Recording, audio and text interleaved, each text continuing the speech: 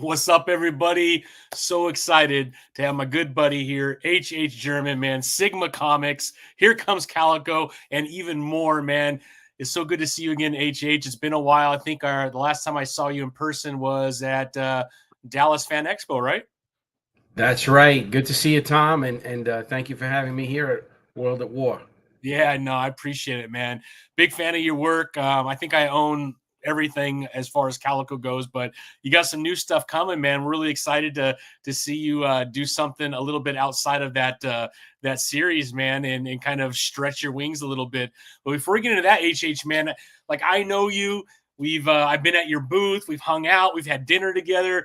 We've done some pretty cool stuff together, HH. But for fans that maybe don't understand who you are, your passion around animal rights, actually your background in fighting, like there's a whole lot that people pick up. Here comes Calico. They might not understand the man behind that. I would love to give you an opportunity just to kind of share to our audience a little bit about HH, if you're cool with that. Thank you, brother. Yeah, I grew up in the Bronx, and it wasn't an easy situation. I grew up in the North Bronx. A lot of people hear about the South Bronx, but the North Bronx is a different dynamic. For all of you in the audience there, if you're familiar with The Sopranos, it was very similar. And it was a pretty bumpy ride growing up as a Dominican, as a Latino in that neighborhood. You'll notice when I speak, I don't have a Latin accent. I have more of a New Yorker, Italian American accent. I grew up in the Italian community, and it was a lot of fisticuffs happening, in that neighborhood back in the 80s. Yeah. So 80s and 90s, and of course that was a pretty tumultuous time also for the street. And you guys know what I'm talking about. So yeah, there was a lot of action on the street. It was hot in our area, and you had to have your wits about you. And as a result, when you grow up in the kitchen, you grow up, learning how to cook. And that was my story. It's not that I was necessarily a good fighter. In fact, I did everything I could to stay away from fighting as a kid.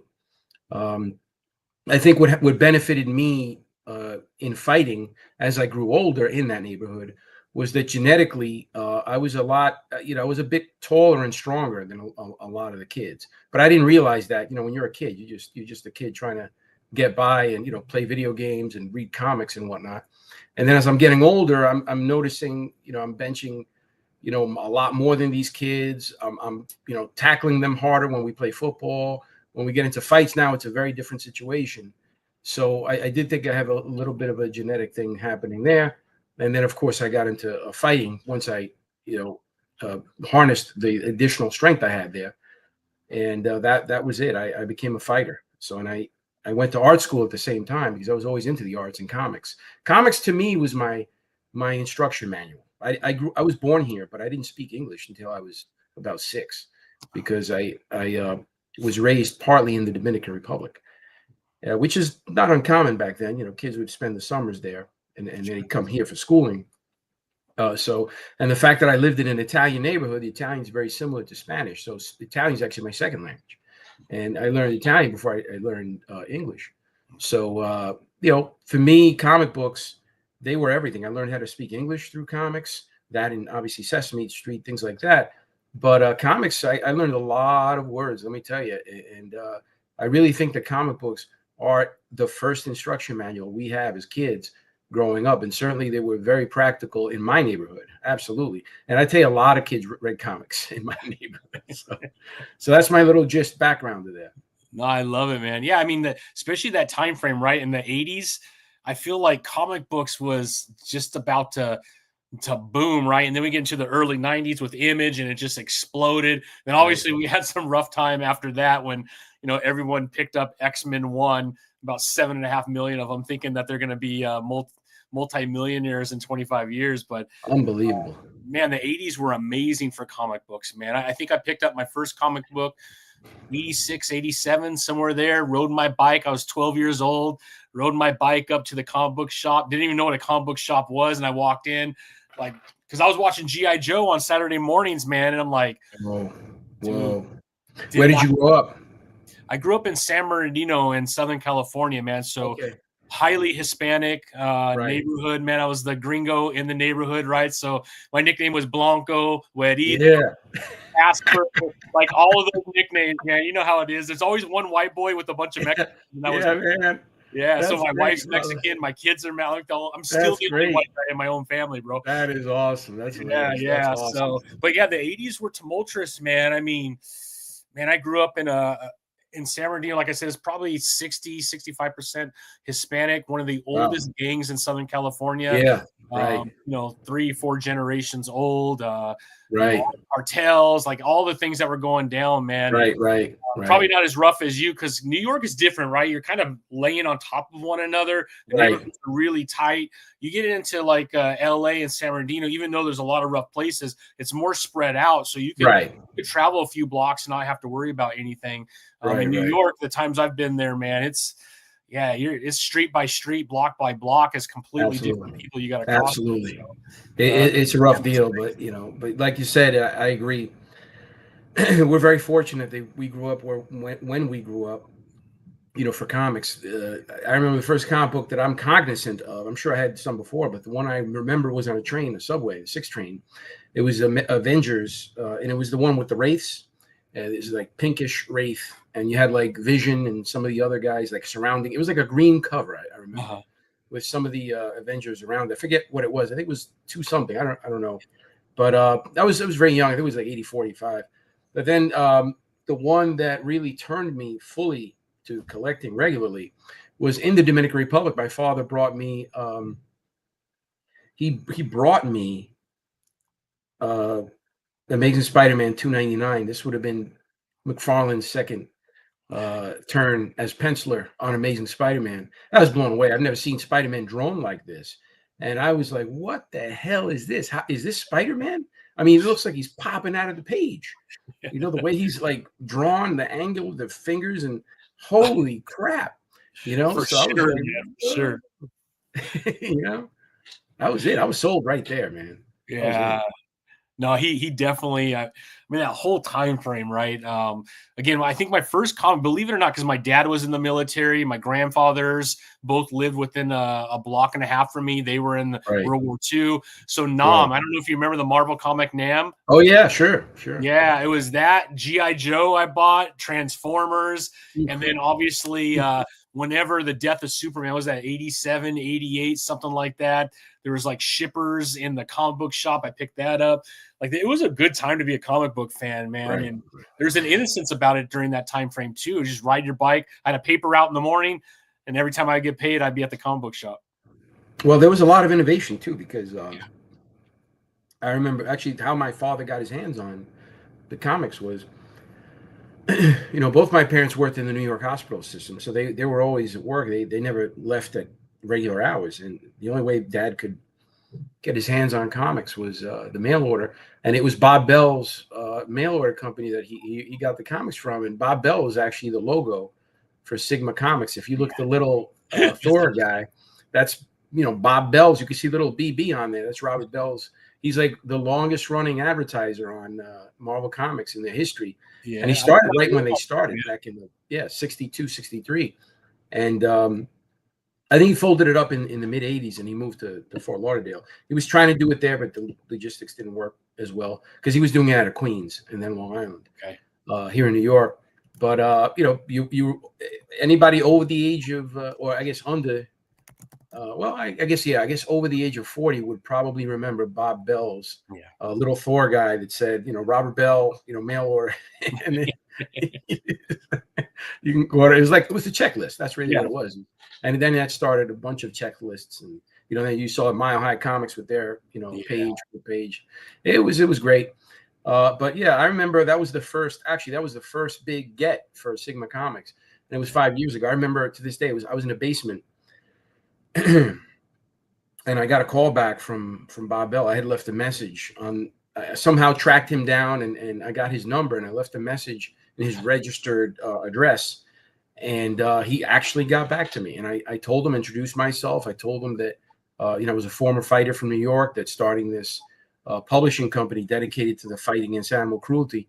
And it would be an honor for us to use his logo, his now obviously defunct logo, for for his now defunct company, so we can carry on that legacy of really good, sort of old school, nose to the ground, hardcore vigilante, comics. And as a Sigma, sort of creating our own path just like he did in comics. Crazy. And he said yes, and that the rest is history. That was like our first big get, and now we have Bob Bell's logo as our logo. So that's so cool, man. I'm gonna show it real quick, man. Just I have a picture of it right here, and then let's take a look at yours because it's so dope, man. It's so dope, bro. Let me try and pull up a better picture here that doesn't take me to some kind of website. Let's see here, man. Yeah, it's so cool, man. And now that you said it, it all makes sense. Yeah. Why I didn't even notice that before, bro? I don't know, man. But all of this makes sense. At conventions, when people walk by, there it is. Baby Bob Bell. The price of the checklist. There's Robert Bell right in the middle. Hop by up. Yeah. So, and then if we go to yours, man, let me pull up yours because yours is dope too, man. I got Sigma Comics pulled up right here. Let me get a good picture though. Here we go. Absolutely. Yeah, man. I didn't even realize that, man. That is dope, man. Absolutely. We have the legacy, man. We're carrying a big time legacy in history. There it is. There she is, bro. That is freaking dope, bro. My mind is like, that's dope, bro. Sigma Comics, baby. We knew that was going to be a big one because there's a lot of people out there that who understand and recognize that logo. We added Justice for All on there, but the bottom line is, we have a mission. We're unlike a lot of publishers where the goal is just to get a hot title and sell as much as you can and profit. Our thing is we really are dedicated to the fight against animal cruelty. And people scratch their heads, HH, how the hell are you selling comics at $250 at a convention? How do you make money? Well, the point for us, while it is, we actually are a for-profit company. That's another head scratcher for people. Mm-hmm. But the point for us first is the fight against animal cruelty. We are a mission first company and profit second company. We want to make sure that we get as much messages out there in a growing audience, in pop culture, for the charities that we vet, all of which are 80-20 program to operations ratio. The problem with charities, and one of the reasons why I've always been wary of them, is that there's a lot of scammy and shady dealings when it comes to handing your money over, your hard-earned money, to a company that says they're gonna do a right thing, whether it's for animals or kids or people who have illnesses. We actually vet all the charities to make sure the CEOs and the management team don't make over a certain amount, that their focus is in fact the program and the funds go mostly to the program and less to the operations, which isn't the case with a lot of even big charities. Sure. And then in our ability to expand that message and sell really good high quality comics printed very nicely, with a great low price, we get more and more people that buy from us. So we have a much higher customer volume, and in turn, we're able to spread that message more and increase the memberships for all of those charities. We give them all full page advertising. So awesome. The money goes right back into the production of our products, and in turn, the promotion of the charities. So it's a beautiful ecosystem of ethics and progress for comics. It keeps us employed and doing wonderful things in terms of our creativity, and also at the same time promoting the charity. So it's really a wonderful business model, and I'm proud to be a part of it. Yeah, and 100%, man. I mean, it's a win-win for everybody and such an amazing cause. And to be honest, Hector Gil, man, that's a dope-ass character too. He looks amazing, man. So I'm going to go ahead and put the website down here. Everyone that's watching, go over to the website, check out. Here comes Calico. The comic is dope. You have 2 volumes out. Actually, the last time we saw each other, you actually have a manga size too. So you can pick that up if you want to carry one around with you and read it on the train or the subway if you're in New York, or the buses if you're in California, man, and anywhere and everywhere in between, man. There's a size for you to check it out, and the art is amazing, and the comic is dope, man. Yeah, and listen, for you guys out there who want a little more substance, instead of just doing a good thing, we got some substance for you. You ready? Yeah. You guys ready? Hector Gil gets intel on people who abuse and kill animals every day all across New York City. And every night he throws on a calico suit. Sayonara, baby. All right. Once he gets his hands on it, it's good night, Irene. Calico makes the Punisher look like Gandhi. Yeah. All right. And this is not for kids. I would say if you like the Punisher, if you like Daredevil, if you like Batman, if you like a really gritty New York City down and dirty vigilante character, you are absolutely going to love Here Comes Calico. We have 14 issues out, collected in 2 trades. Okay. Trade 1 is called Calico Street Math. As Tom mentioned, the second one is called Calico Morality Play. Those are the true trades that are collected that Tom's talking about that you guys need to get on, man. And we do have them as manga as well. So if you prefer the manga format, you can go to sigmacomics.com and get the graphic, the trades and or the manga. But we do have the Kickstarter, and as Tom mentioned, that's Hector Gil.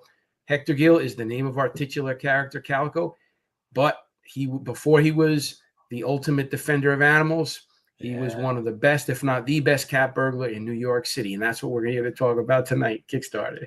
I love it. Well, let's jump right in, man, and check out the actual Kickstarter.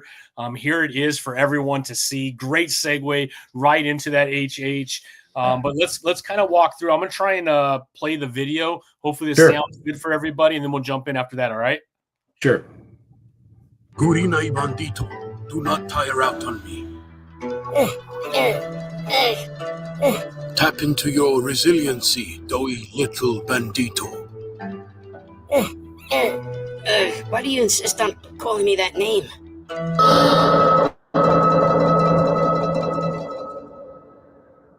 Good session, bandito. Your control of the machete is improving. I'll soon teach you about various machete styles. I object to that name. It's unwarranted. Little bandito, do you want me to put your honey-stained shirt in the washer? Huh? Before he became Calico, the ultimate defender of animals, Hector Gil was trained by Master Sugu to be the best cat burglar in New York City. His trusty cat Bumble was his partner in crime. Together they were unbeatable. And so it is that Sigma Comics presents Green-Eye Bandito Volume 1. Follow Hector and Bumble in this incredible 200-page manga book from their early beginnings under the tutelage of Master Sugu into their maturation as the best cat burglars in the city under Coach Gene at Carlton's Boxing Gym in Woodlawn, the Bronx. If you're following the Here Comes Calico story, you absolutely need this manga, as it tells all of the wonderful backstory of the series. If you're new to the series, then it's a perfect place to begin. The manga is chock full of action and pits Hector and Bumble against some of the most dangerous criminals in New York City. This dynamic duo does not mess around, and you will absolutely love how they get down. Brooklyn, Bronx, Queens, Manhattan, Staten Island, no borough is spared. And the best part, this book is great for people of all ages. Go ahead and select your desired reward and let Kickstarter take care of the rest.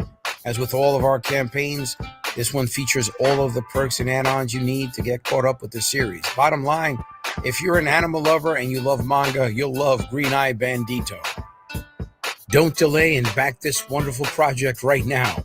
Don't even wait, and know with 100% confidence that our efforts are focused on fighting animal abuse. We're ready for your support. Again, don't delay. Hit the green back this project button now.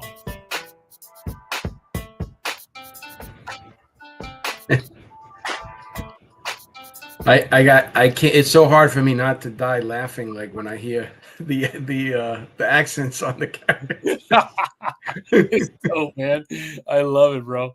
I love it. Well, let's jump in, man. I know that this is kind of a prequel to Here Comes Calico, but yeah, let's walk us through Hector and Bumble, man. I think that is so cool, man. Yeah, Hector and Bumble, they're basically a tag team. They grew up together, and without giving too much away, it's a New York City story about two gritty characters in a gritty city, and they're basically, they're cat burglars, and this is really where Hector learns the tricks of the trade, right? That you're going to need to ultimately become an anti-hero, right? You just don't become an anti-hero. You really have to have a good base. And that's really where it comes from. It's Green-Eye Bandito and the training from Master Sugu and Coach Gene. They're two completely different characters. We as readers of Calico meet Mean Gene, a much older version, and he's obviously someone who's handicapped and with a very tough, attitude. But Coach Gene had legs, and this is 20, 25 years earlier. So it really it gives you a very nice texture and dimensionality to Here Comes Calico. So if you're reading Here Comes Calico, you absolutely have to get Green-Eye Bandito. So indeed. Yeah. Got to figure out how it all began, right? Absolutely. And listen, if you haven't read Calico, it's a nice place, actually the best place to jump in and learn about the story. Again, a guy who goes after people who abuse animals. Well, this is his backstory, and it's a really great one. I love it, man. I love it, man. Here it is. Here's the cover, right, for volume. It's 1. a great cover by Yili Fang. She's also on the convention circuit. She's a great artist, and we lucked out. We have a lot of great support, and with the Kickstarters, the truth is, Kickstarters we use more for a marketing tool because a lot of people actually learn about us through the Kickstarters. Yeah, but it's really the conventions where we're best known, right?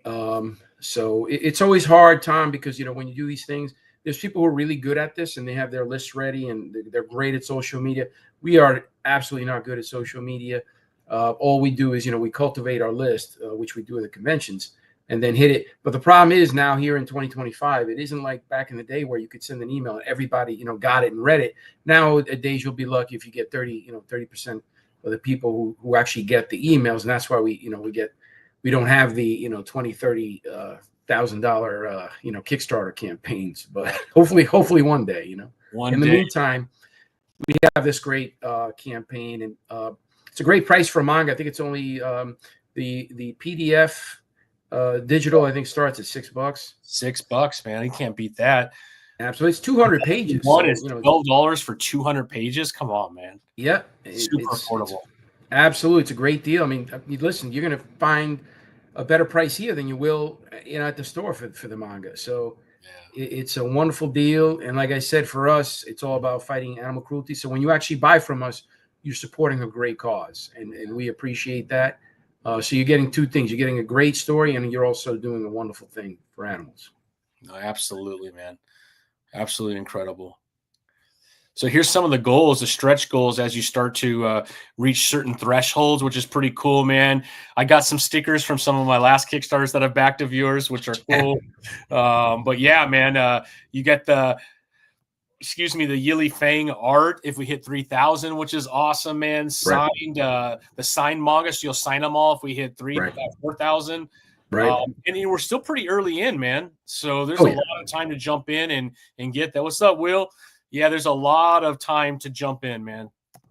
Absolutely. There's a lot of great perks here. Absolutely lots of great perks. And, it's one of these things where, like I said, we're not that great with Kickstarter. So if you guys could help us out and really tell your friends, we could start something new. So we appreciate you.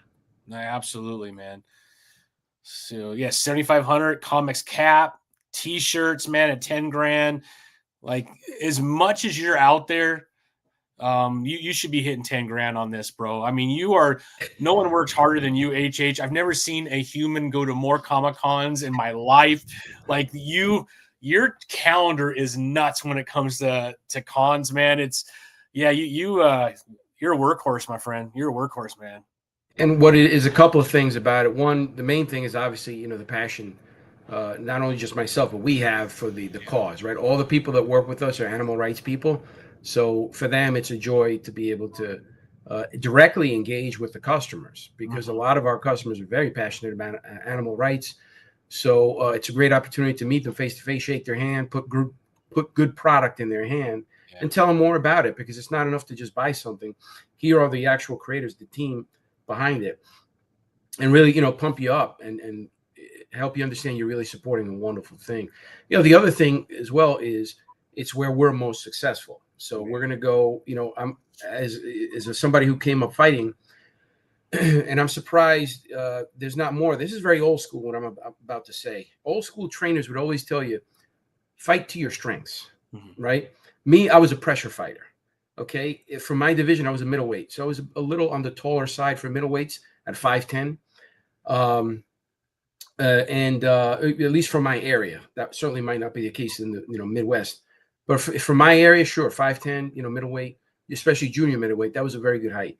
And I was very strong. So I fought close to my guys. I was a good infighter, which a lot of amateur fighters, especially at the amateur level, are not.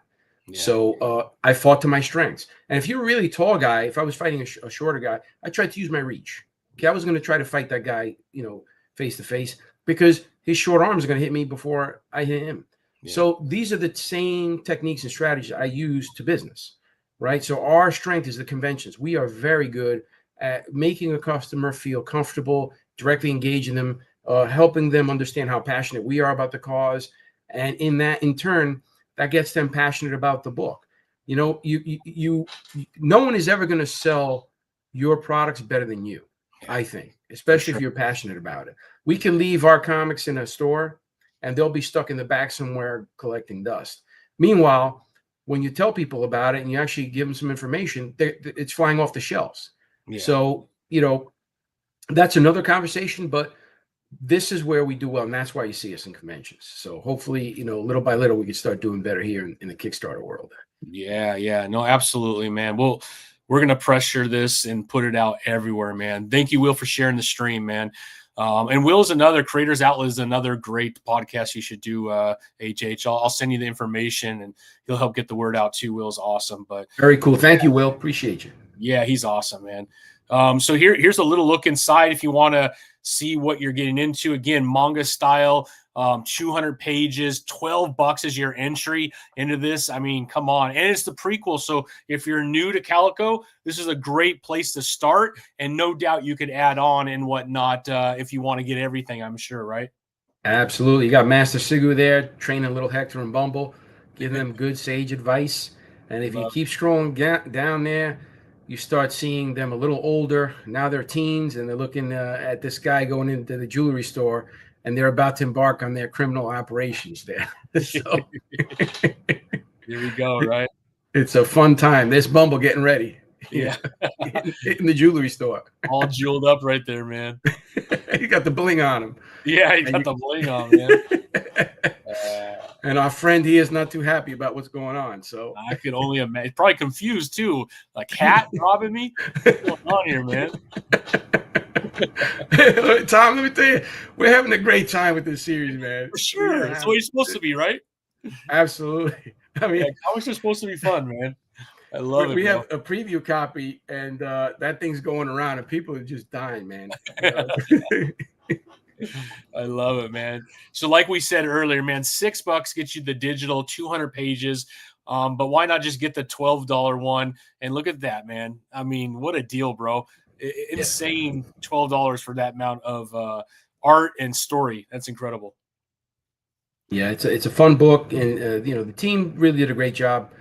And I always tell them, I train the team like I train fighters, all of us are very intense. And we go right to the, we cut right to the chase. As a reader, here comes Calico. It goes into. I mean, we have Mike Barron, for Christ's sake. And they're right in the story. So it's crazy, man. I mean, a legend writing the story. But yeah, for sure, man. Guys, my mentor. He's a wonderful creator himself. Aside from being a legend, he's a great person and an animal lover. So he's a big supporter of the project. As for here comes Calico, I had mentoring by people like him, by Klaus Janson, an incredible legendary creator of Batman, Punisher fame, and Daredevil, of course, with Frank Miller, and Jim Steranko, somebody who has always been a passionate advocate for causes like this, and he's somebody who approached me and really has been giving me guidance. I'm going to see him in a few days at Big Apple Comic-Con. So we have a great group of people that are supporting this project. So if you guys really love comics, and I'm talking about good comics here, not this weak sauce stuff that's been floating out there. This is the real deal, guys. You're gonna love this. Absolutely, man. Here's that manga size of Calico that we were talking about, man, which is absolutely dope. I got to see these firsthand at Fan Expo Dallas. Yeah. And they were flying, bro. You were selling Oh, a yeah. ton of these, man. This size is just perfect to throw in your backpack, to throw in your purse, and, you know, read on the bus or read during breaks at work, whatever. But yeah, and 800. So almost every title you do in the graphic novels about 200 pages. Right. So the what happens is each issue, like if you put two of the issues together, we can get one manga because the manga size is smaller. Yeah. So you know you don't we actually don't shrink it like DC does. DC just takes the whole thing and shrinks it down. We actually put it to exact manga size, and in doing so, we have to completely lay out the the book. So in that capacity, you're actually getting a full-fledged manga book with 200 pages. And in this case, you're looking at the full set. It's got volume 1 through 4, 800 pages, which collects Here Comes Calico issues 1 through 8. Yeah. So in manga style and format, and with backstories. Each one of these chapters is a little Green-Eye Bandito backstory. And that's really where the Green-Eye Bandito manga comes from, is the Here Comes Calico manga set. So it allows us, Tom, to reach a younger audience. This is going to be 8 years old, 8 and up. Yeah. So which is great. And obviously, as you know, Calico, Here Comes Calico, at least the first arc, which we're seeing here collected in manga format, is rated 17 and up. So this allows the younger generation at least to have books coming out for them, so that by the time they're 16, 17, they can get into this. So it's a very nice situation for us moving forward into the future. I love it, man. Incredible. Got your prints. posters you could add on, man. Absolutely. Got some prints there. And then you have the deluxe set where you get pretty much everything we've got manga-wise, with digital, with manga, with full manga sets, shirts, caps. It's a really great deal. I'm thinking it's probably going to be somewhere in the area of $220, $250, the full value. And you're really getting it for a fantastic deal. You got screensavers, you got wallpapers for phones, it's a bunch of things there, stickers. So it's a nice collection of Calico gear. So yeah, absolutely, man. A little about you and Renato. Absolutely, got Some interviews that you just recently did, which I saw a couple of them. Yeah, we got a bunch of things, a bunch of press, and we really appreciate people like yourselves that take the time out to tell people about what we got going on. And it's very important to get the message out, and that's supreme. So no, I couldn't agree more. And like I said, man, those of you that back or pick up these titles, man, the quality is so good. The quality is amazing, man. The storytelling is incredible.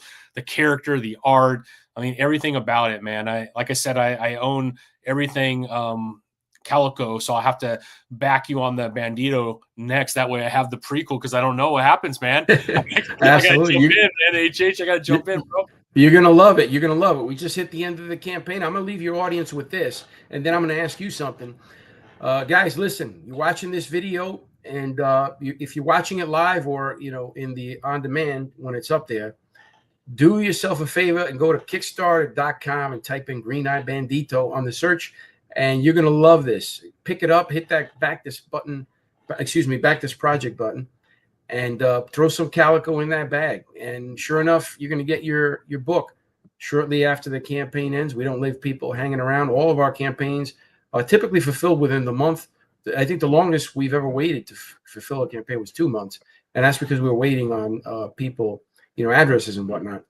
But now, thank you for having me on, Tom. I know I'm going to be checking out here in a little bit, but the question for you is, when am I going to see you next? Man, I got to figure out all your Comic-Con schedule, man. I was in SoCal for most of my life, and I moved to Texas this last year. Okay. So I know you're going to Dallas. I will be at Dallas. So that's February or March, right? Yeah, that one's going to be this year. I think it's going to be is it in September, I think? Let me see. Because I know they moved the day. I think it's in September, man. Yep, it's in September 11th to the 13th. They moved it. I wonder why they moved it later in the year, because it was in February this year, right? No, Dallas, I think, was in June. Or maybe it was This June. year. Yeah, you're right. Yeah. Yeah.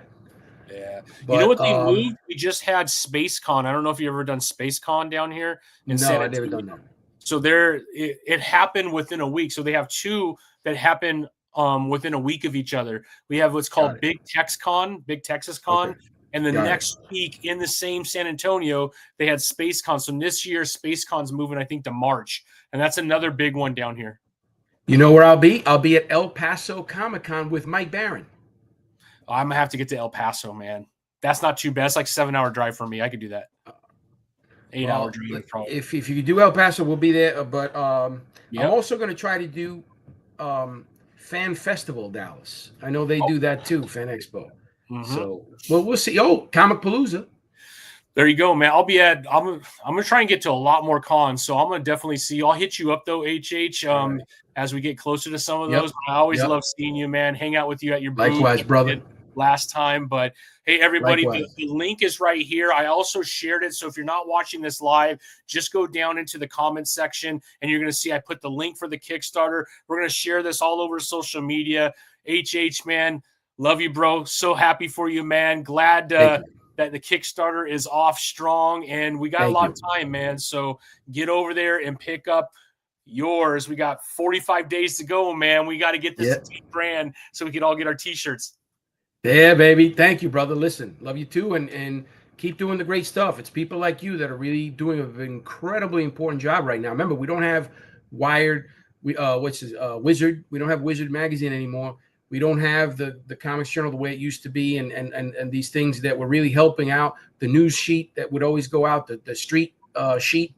Remember that one? Yeah. I mean, we don't have these things anymore. And this is people like you, people like Wes at Thinking Critical, who I also love.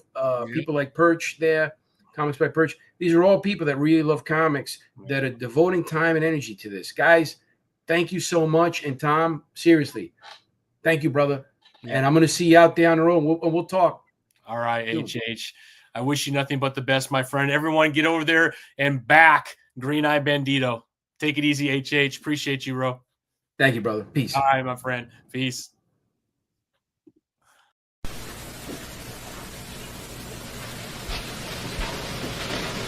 You're still here? It's over. Go home. Go.